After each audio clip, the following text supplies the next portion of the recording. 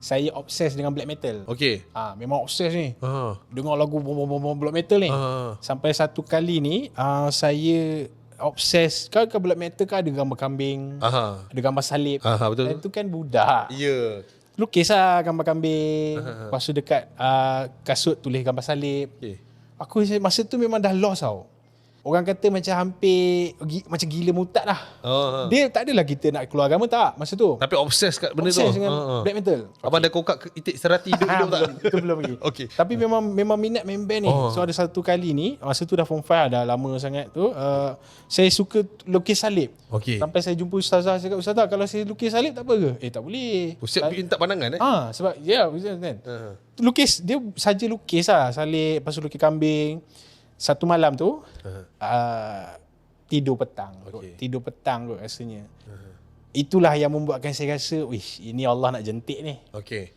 Tengah tidur tu, saya mimpi satu benda tau. Okey. Mimpi dia ni go gila jap. Kenapa? Yang saya rasa mungkin Allah nak kata kau ni dah hampir-hampir murtad ni. Pada jauh ni. So mimpi dia macam mana? Saya tidur. Dalam tidur tu saya terjaga. Saya terjaga daripada mimpi tu. Saya tengok okey je suasana rumah tu lah. Mak saya ada, ayah saya ada, apa semua.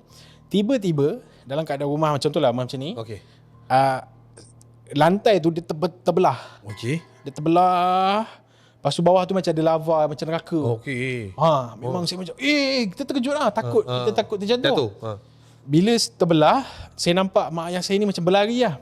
Saya nak terjatuh ni cap. Dalam mimpi tu. Memang saya ingat sampai sekarang. Dalam keadaan saya nak terjatuh tu, ada salah seorang daripada kawan saya ni.